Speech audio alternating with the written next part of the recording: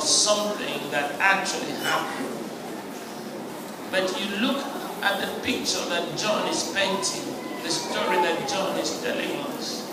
It is something that happens to almost every one of us here.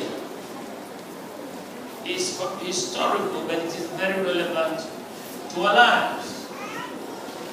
And until we discover where we are and what is keeping us where we are, and how to get away from the things that are keeping us where we are, we will still remain in that place. John's Gospel chapter 5. And verse 1, after this, and I just like this, after this, there was a feast of the Jews, and Jesus went up to Jerusalem. Now there is at Jerusalem by the sheep market a pool, which is called in the Hebrew tongue Bethesda, having 5 porches.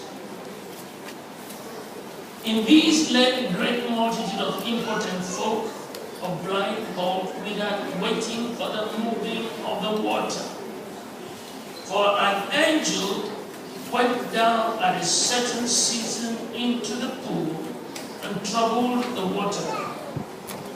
Whosoever then first, after the troubling of the water, stepped in, was made whole of whatsoever disease he had. And a certain man was there which had an infirmity 38 years. Somebody said 38.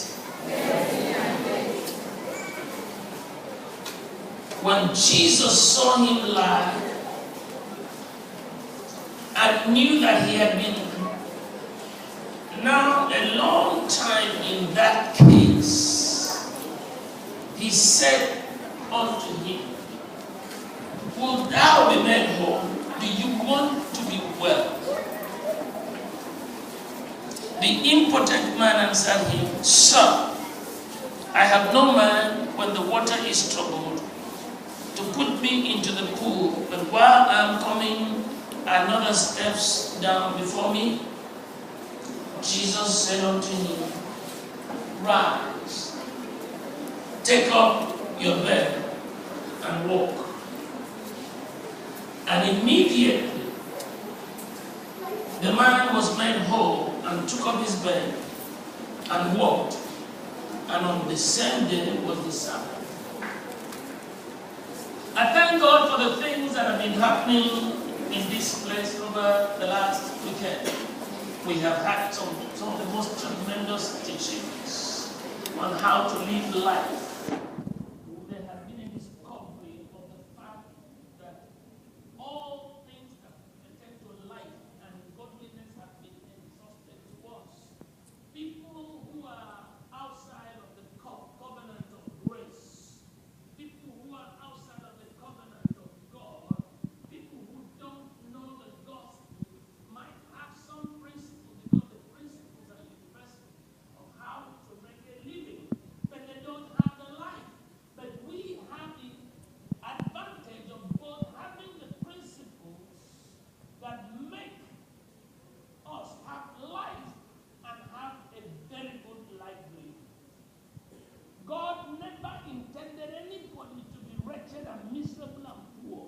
God designed us as seeds, gift seeds to a world. Every single human person that is born into this world is born with God's idea, God's dream, God's purpose. You are not an accident. I said this a couple of times. I want to repeat it. You are not an accident going somewhere to happen.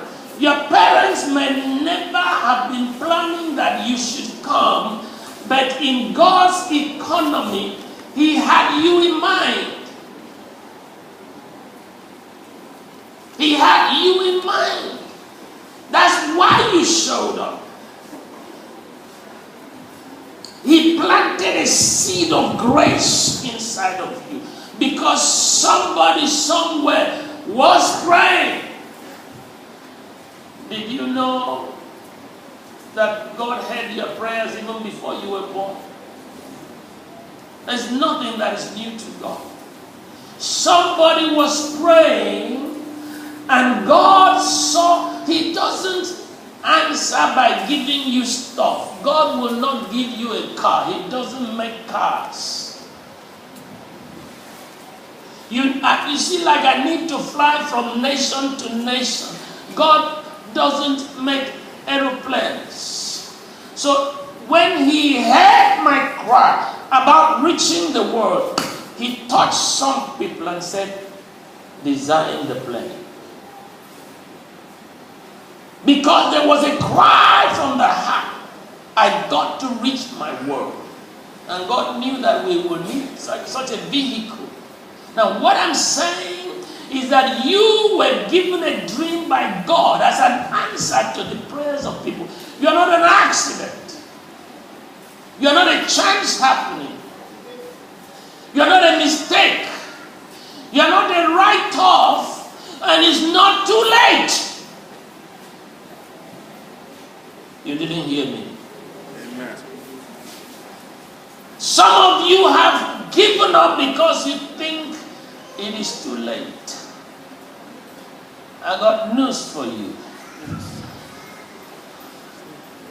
After this week, to set up my ministry and start, I will preach the gospel like never before. Before now was rehearsal time. Now I got the seed for the real stuff. Just beginning. Just beginning.